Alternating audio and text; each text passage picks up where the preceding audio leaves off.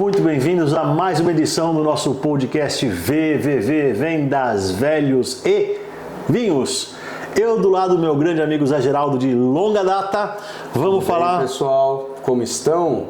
Prontos para mais uma conversinha furada nossa? É isso aí, mais um pouquinho de papo sobre vinhos e principalmente papo sobre vendas. Mas antes de mais nada, precisamos obviamente agradecer ao pessoal da Red Minds, nossos estúdios onde nós fazemos toda a nossa gravação, o estúdio que fornece toda a infraestrutura física e técnica pra gente, os nossos amigos da Vinho do Sul, Bira, Simone, muito obrigado aqui pelo fornecimento dos nossos vinhos, como sempre, fazendo uma curadoria maravilhosa.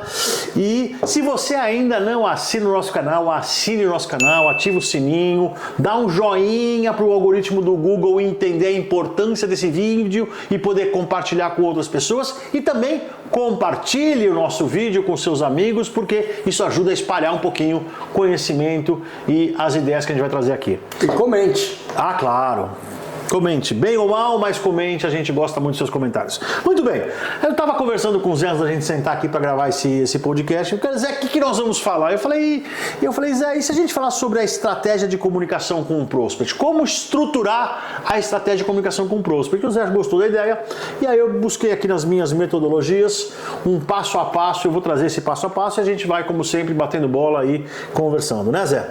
Eu acho que toda essa parte de estratégia de comunicação, ela entra inbound, entra em outbound, entra na hora do contato, entra depois do contato, entra na fomentação da vontade do cliente de comprar de você, até mesmo depois que você vendeu, na própria implementação, essa comunicação tem que ser mantida, né? Definitivamente. Essa chave. E o importante é você ter uma linha mestra que faça você ser consistente, por mais que o tipo o conteúdo da comunicação possa ser diferente entre uma etapa ou outra do processo, mas a consistência na comunicação é fundamental, por isso que é tão importante fazer esse desenho dessa estratégia. Então, vamos lá, sem mais delongas, vamos começar a passar por cada um dos passos. E o que a gente recomenda, pessoal, é o seguinte, antes de começar a botar em prática, é realmente registrar. O que eu vou passar aqui nesse passo a passo, a minha sugestão é documentem. Pega uma planilha de Excel, em cada coluna ser uma informação, uma folha de papel, como você quiser, mas deixe isso registrado, documentado, para que isso possa ser disseminado pela empresa como um todo e a gente tenha consistência no que a gente faz. E se você não registrou, você volta no vídeo, assiste de novo e registra depois. Exatamente. Então vamos lá. O primeiro passo, Zé, que eu coloco aqui nessa fórmula da comunicação estratégica é você definir o teu objetivo. O que você quer comunicar? Então, vai lá e registra. O que você quer comunicar? E, obviamente, conforme a etapa do processo comercial, isso tem que ser ajustado. E mais do que isso tem que estar alinhado com o tal do ICP, que a gente já falou em outro podcast nosso. Se você não assistiu ainda o podcast que a gente fala sobre o ICP, só procurar lá nos estoques de vídeos lá no YouTube ou no seu tocador de podcast, que você vai ver um episódio específico falando sobre ICP. Então, o que eu quero comunicar para aquele ICP específico? Perceba como as coisas acontecem quando você se organiza com uma metodologia. Porque quando você fala de ICP, não é só para quem você vende, é para quem você faz diferença, ou o seu serviço ou o seu produto tem um diferencial para que a pessoa compre, ou a empresa compre. Então, basicamente, você já está dizendo qual vai ser o começo da sua comunicação, que é mostrar para aquele seu ICP o seu diferencial. Agora, isso pode ser de forma mais agressiva, isso pode ser de forma mais conteudista, então você comunica isso dentro de um conteúdo que vai ter você no meio, só que aquele conteúdo é interessante para o seu possível cliente. Perfeito. Ou você vai com diferencial logo de cara. Perfeito. Segundo passo dessa fórmula da estruturação dessa comunicação estratégica. Quem deve falar? Quem é o articulador dessa comunicação? E essa comunicação, ela pode ser feita de várias formas. Eu posso fazer, por exemplo, uma comunicação institucional. A empresa falando para o ICP, ou o Flávio, que é o vendedor, falando para o ICP, ou o Zé Geraldo, que é o presidente da empresa, falando para o ICP, assim por diante. Então, o que eu quero comunicar e quem deve falar essa comunicação. Esse é o segundo passo fundamental da história. E o quem é um plural, né? Claro. O quem, dependendo da etapa, é feito de forma distinta. Pode ser um e-mail sem assinatura, simplesmente a empresa assinando, pode ser uma mensagem com assinatura, pode ser uma edição de um vídeo com o vendedor falando, com o cara de marketing falando, ou com o CEO falando. Aí depende muito qual é o momento dessa comunicação. Exato. Né, e o propósito. E aí vem o terceiro passo, que é um passo fundamental nessa história, que é definir quem é o seu público, para quem você quer falar, ou seja, para quem você quer falar com esse interlocutor, esse conteúdo. Por quê? Porque vamos supor que a gente está querendo falar com um prospect, a gente está querendo usar mídias sociais, por exemplo, para conversar com esse prospect. Eu vou ter que fazer o quê? Uma segmentação ali na mídia social para buscar aquele público específico. Então, ter definido e registrado quem é o público com quem você vai falar é absolutamente fundamental. E você tem, dependendo do teu modelo de negócio, você tem a comunicação para o prospect, para o seu possível lead, e a comunicação para a sua base de clientes. Não tenha dúvida. Porque tem modelo de negócio que você precisa vender quase todo mês para o mesmo cliente. Vendas recorrentes e contínuas. Para o mesmo cliente. Claro. Então, você precisa se comunicar com o seu cliente. E aí a comunicação é relativamente diferente do que se você estivesse falando com ele. Você tirou as palavras da minha boca, porque eu vou pegar esses teus dois exemplos. Comunicar para um potencial cliente que nunca comprou de mim é um tipo de comunicação. Para aquele que já comprou de mim, para ele continuar comprando, é outra completamente distinta. Portanto, por isso que é tão importante ter essa fórmula estruturada e começar a registrar, para você não trazer mensagens cruzadas e inadequadas para os públicos, né? E assim, eu já vi tanta coisa mal feita. Vamos comunicar que a empresa agora tem tal coisa. Então tá bom, faz um e-mail geral e manda para toda a nossa base aí vai de dar contatos. Aí vai dar ruim. Cara, na base de contatos tem o gerente do banco que toca a sua conta, tem prospect, tem cliente, tem ex-cliente, tem fornecedor, tem tudo. Tem tudo. E será que essa comunicação é para ele mesmo? Será que você até poderia querer comunicar o mesmo conteúdo, mas provavelmente em formatos completamente distintos. Exatamente. Né? E aí isso é um erro básico que acontece absurdamente em várias empresas. E pegando esse teu gancho, a gente vem para o quarto passo, Zé, que é super importante, que é você definir qual é a voz ou qual é a linguagem que você vai adotar. Porque, de novo, se eu estou falando com um fornecedor esse conteúdo, a voz e a linguagem pode ser diferente do meu cliente atual, que pode ser diferente do meu prospect. Vou dar um exemplo prático para você. Para quem não entende o que quer dizer com voz e linguagem, eu vou dar um exemplo prático que aconteceu comigo. Há alguns anos atrás, o meu filho mais novo, quando ele fez 16 anos, na verdade eu fiz com os meus 3 filhos, mas esse caso aconteceu com o meu filho mais novo. Todos os meus filhos, quando fizeram 16 anos, eu resolvi abrir uma conta bancária para eles. E quando meu filho fez 16 anos, alguns anos atrás, já existiam os bancos digitais. E aí eu fui procurar uma conta digital para jovens. E aí eu entrei no Google, no buscador, né? Conta digital para adolescentes. E caiu numa página e estava escrito mais ou menos assim: e aí, bro, tudo sussa? Faz um cadastro aqui rapidão. Parecia assim, você vê que a linguagem que eles usaram, a voz que eles usaram, era justamente para impactar essa juventude. Eu lendo aquilo, parecia que eu estava lendo um WhatsApp que meus filhos me mandavam. Pai, posso fazer uma pergunta rapidão? Filho, como é que tá? Tudo sussa, pai. Ou seja, por mais que não seja o português mais casto, mas para aquele público, para aquela comunicação, aquela voz era fundamental ser daquele jeito, para impactar. Ou seja, você abriu a conta lá ou não? Abri, claro que abri. Claro que abri a conta. Então deu certo a comunicação. Ou seja, os 4 primeiros passos: o que eu quero comunicar, para quem eu quero comunicar, quem vai falar e com que voz e com que linguagem. Depois que você tem isso tudo estruturado, e a gente já falou que para cada público e para cada momento do processo comercial, não é nem processo comercial, é da jornada do cliente no relacionamento com a empresa, pode ser diferente, a gente vem para o quinto passo, que é o passo que a gente vai dizer o seguinte: quais são os canais que eu vou utilizar para comunicar para cada um daqueles públicos naquele momento, para aquela linguagem, para aquele tipo de comunicação e assim por diante. Então perceba que é um processo de criação dessa estrutura. E de novo, como eu falei, um cai no outro. Um cai no outro. Porque exatamente. Assim, se eu já defini o público, sei o ICP, sei o que eu quero comunicar, o canal é onde esse cara está. Exatamente. Então, se esse público aqui vai estar mais no LinkedIn, eu preciso comunicar mais no LinkedIn. Se esse público tiver mais susceptível a receber chamada telefônica, vai ter que ser chamada telefônica. E tem outra coisa importante, Zé, porque às vezes você pode ter o mesmo público que está em 2 canais diferentes, mas você vai utilizar voz e linguagens diferentes. Exemplo, se eu quero comunicar com um potencial cliente meu que está no LinkedIn,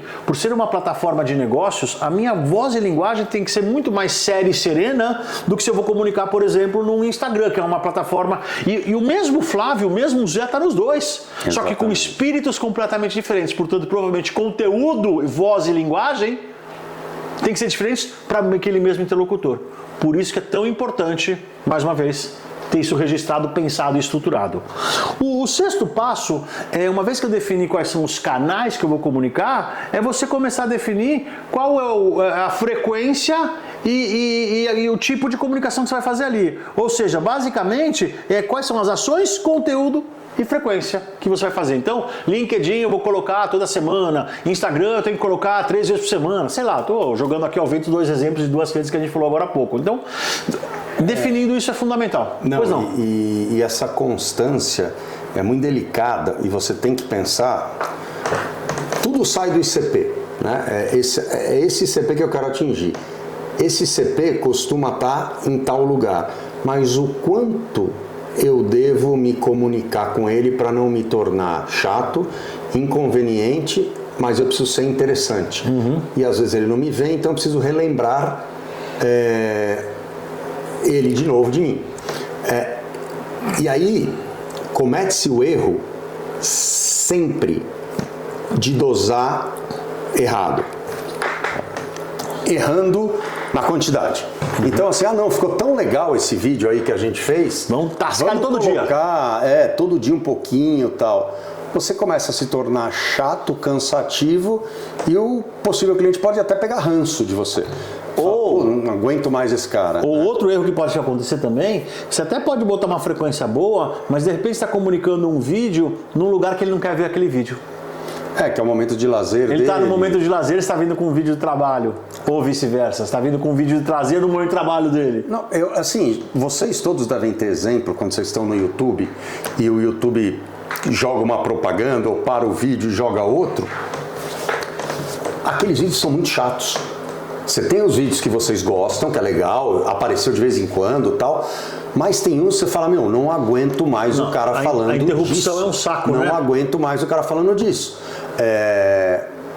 Tem um distribuidor de ferramentas de IA, por exemplo, que você me falou que você assina eles, que eu já peguei um bode terrível dos caras, eu não quero nem saber o que eles vendem, porque eu não aguento mais eles aparecerem. Sabe que é muito maciço. É verdade, você tá falando. Agora, não sei se eu sou ICP deles também. Mas sabe o que eu acho, Zé? Eu vou ser muito honesto contigo. Eu até hoje não consigo entender essa estratégia de alguém pagar para te interromper, te incomodar para fazer uma propaganda. Porque isso está acontecendo. Você está assistindo um vídeo no YouTube, está assistindo o nosso podcast, que é um assunto que te interessa. De repente, corta no meio da meio da frase para entrar uma propaganda do provedor de áudio, do raio que for, do carro que for, sei lá, para depois voltar. Quer dizer, eu não consigo entender a lógica do YouTube de criar esse modelo de propaganda e o anunciante pagar. Eu, na minha empresa, não pagaria nunca para interromper meu potencial cliente. É que a gente entra numa outra seara que é o inventário, né? O anunciante, quando compra, ele vai comprar um inventário e número de vezes que vai aparecer. Ele não compra, eu vou aparecer para o Zé 12 vezes nessa semana. Mas eu acho que eu acho que é mais do YouTube o problema ou do veículo do que do anunciante. Eu entendo o que você está falando, eu entendo a questão do inventário, Zé. Mas o que me incomoda nessa história é o conceito da interrupção. O conceito de interromper a pessoa quando ela está tendo ou o lazer dela, ou o entretenimento, ou aprender alguma coisa, porque o YouTube serve para tudo isso, o conceito de interromper o teu cliente ou potencial cliente, para mim, em vez de fortalecer marca, estraga a marca. Eu vou te falar uma coisa que é velho, mas que poderia resolver. Vendas velhos e vinhos, então tá certo.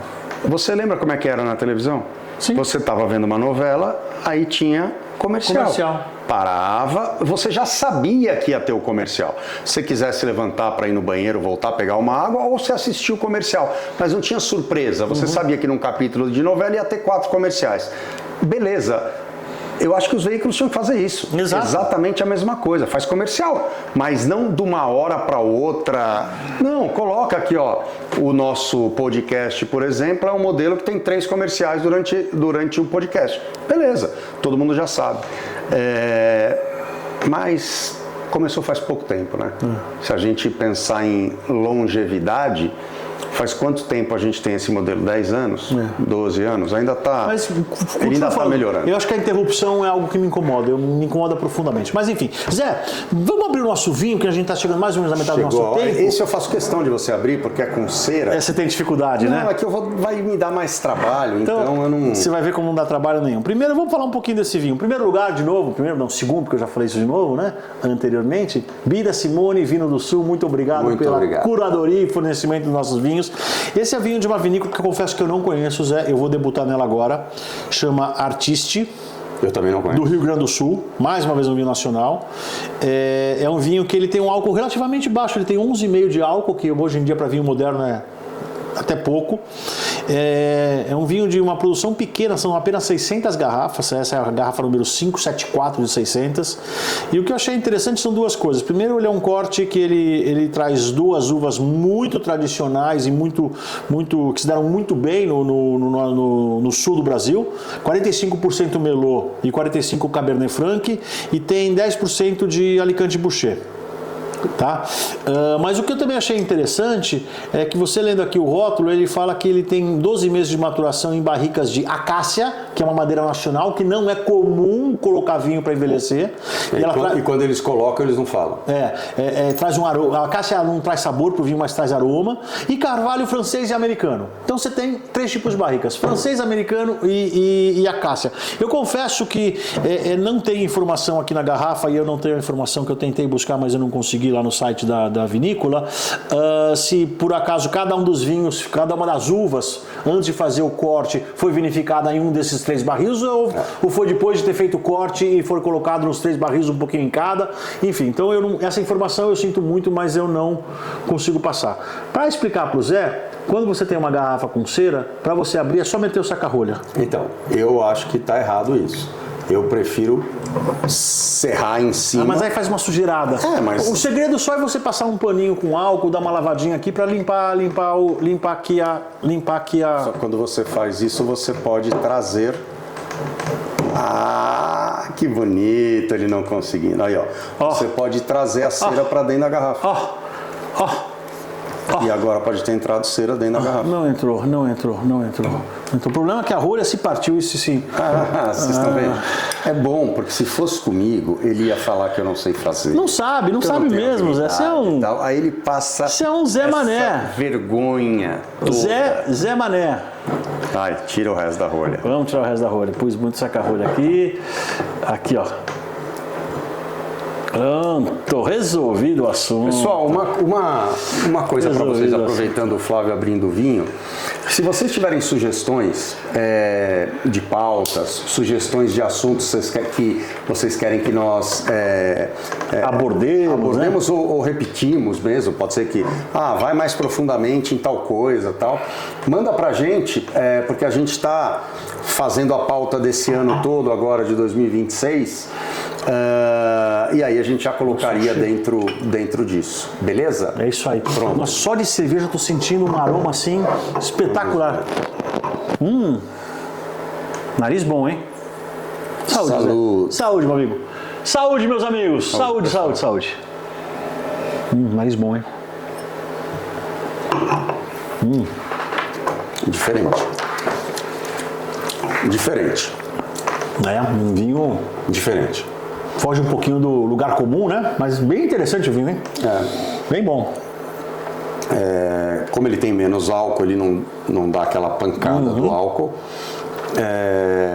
Ele me pareceu um pouco adocicado. Eu acho que talvez seja o Merlot. Talvez. Os 45 de Merlot. Talvez o Alicante veio exatamente para quebrar isso. Exato, porque ele é mais parrudo. Um equilíbrio, mas é um vinho bom de tomar. Belo vinho. Um vinho que desce fácil, né, Zé? É um vinho que você bem toma equilibrado. sem comer. Não é um vinho gastronômico, você pode pegar tranquilo. Tô ouvindo uma música, batendo um papo, beliscando alguma coisa, ou na beira da piscina, né? Na piscina eu não acho não, porque eu não... Eu gosto, depende, se tá aquele calorzão, aí você vai tomar um branco ou um rosé. Você vai pra piscina quando não tá calor? Às vezes você vai, tá uns 24, 25 graus, um dia de sol bonito. O Flávio é uma pessoa diferente, gente. Ele vai na piscina quando não tá calor. Eu sou um cara diferente. Enfim, Mas vamos lá. Vamos lá, mas vamos... O que Peraí, só mais um faltou? gole, só mais um gole. Agora sim. Então, olha só, vamos recuperar só aqui os primeiros 6 passos que a gente falou. Então, você definir o teu objetivo, definir com quem você quer falar, definir quem deve falar, definir com que voz e com que linguagem, definir quais são os teus canais, definir tuas ações de conteúdos. Esses são os 6 primeiros passos. Agora vem os últimos 3 passos que é importante documentar, que é a parte mais operacional. Que é como executar essa comunicação, ou seja, criar um plano de ação para executar essa comunicação. Você já definiu toda a parte estratégica, agora como executar. E os últimos 2 passos, eu vou passar os 3 de uma vez, e a gente amarra tudo. Então, como executar a comunicação e depois, quais são as métricas que você vai utilizar para mensurar o sucesso da tua comunicação e como diz o mantra da gestão, não existe gestão sem indicador, não existe indicador sem meta, portanto, se eu definir a métrica, eu tenho que definir a meta. Então, como executar a plano de ação, como que eu vou medir e quais as metas que eu vou perseguir.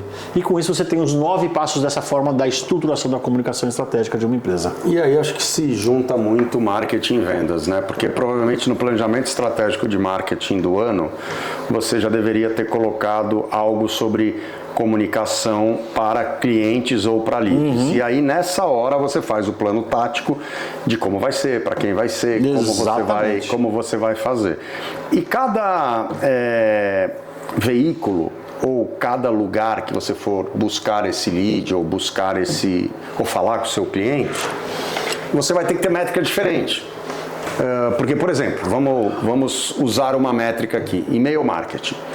Eu vou mandar e-mail marketing. Tá, tua meta vai ser do quê? De abertura, de clique, de resposta.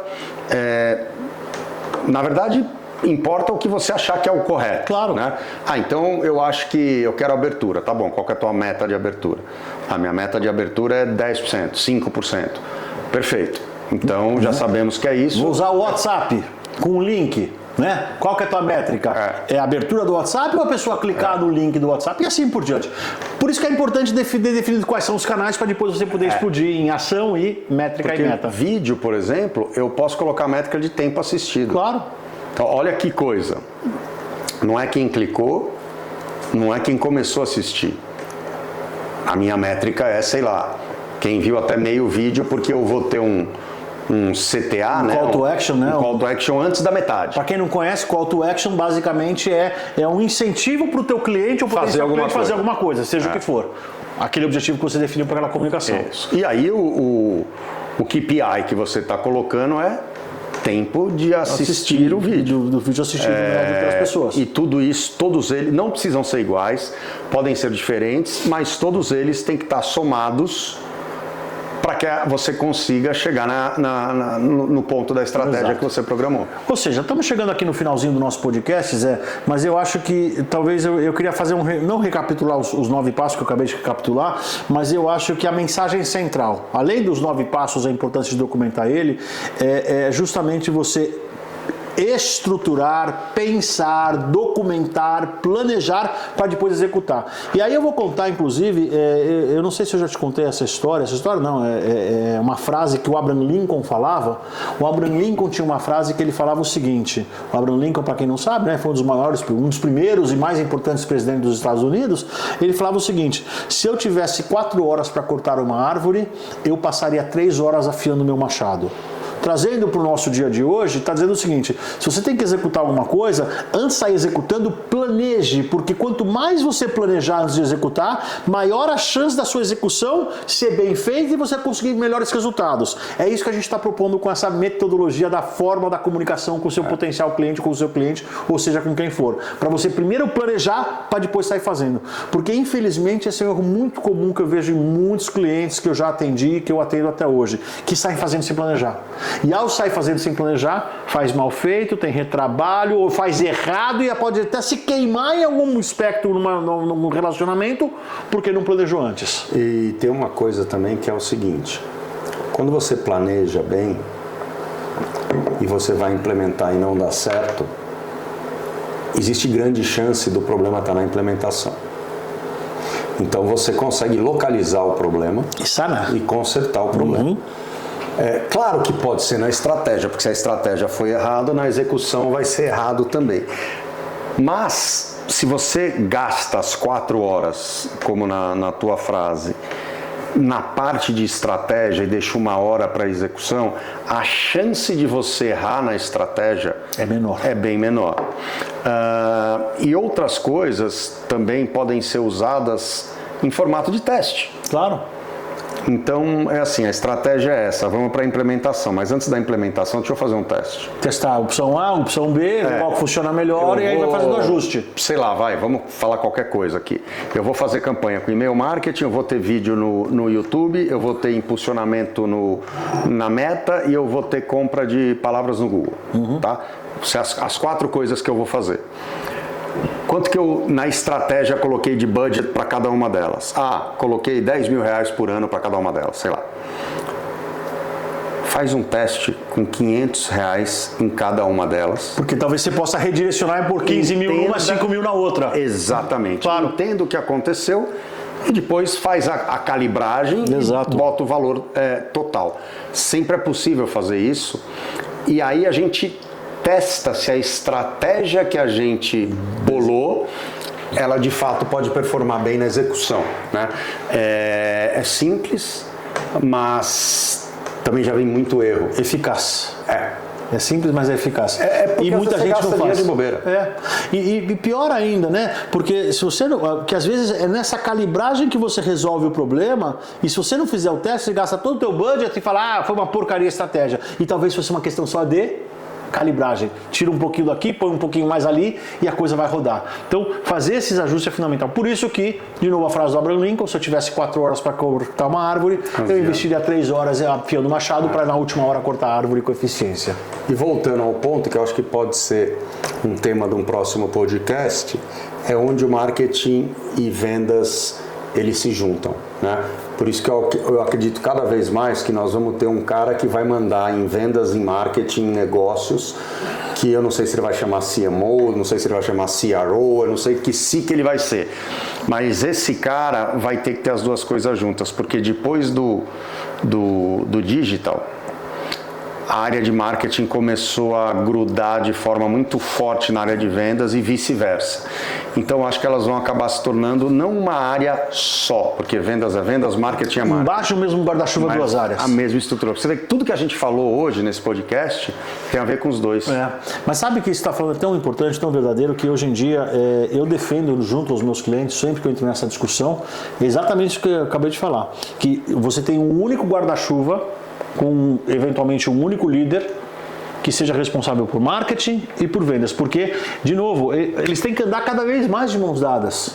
Cada vez mais. Um tem que ajudar o outro, um tem que retroalimentar o outro. E quando você tem uma única liderança, facilita isso dentro da organização, via de regra. Em grandes organizações até você tem da briga do CIO, do CTO. Não tem. Porque o marketing hoje tem muita tecnologia. Muita tecnologia. Então também rouba um pouco desse cara. Muito. Mas isso é papo para outro podcast. Próximo podcast. Muito bem. Pessoal, estamos chegando no final aqui do nosso podcast. Queria agradecer a presença de vocês. Se você ainda não curtiu, curta, dá um joinha ali no nosso podcast. Se você ainda não assina, assine o nosso podcast. Não custa nada. Ative o sininho também para você receber notificação. Queria agradecer demais, turma da Red Minds. Muito obrigado por toda essa nossa infraestrutura física e tecnológica para os nossos vídeos. Isso Pessoal aí. da Vino do Sul, Bira, Simone, muito obrigado pelo fornecimento. Obrigado a vocês. E Zé, brigadão. Saúde. Prazer Até a te ver próxima. novamente. Até a Tchau, próxima. gente. Tchau, valeu, pessoal.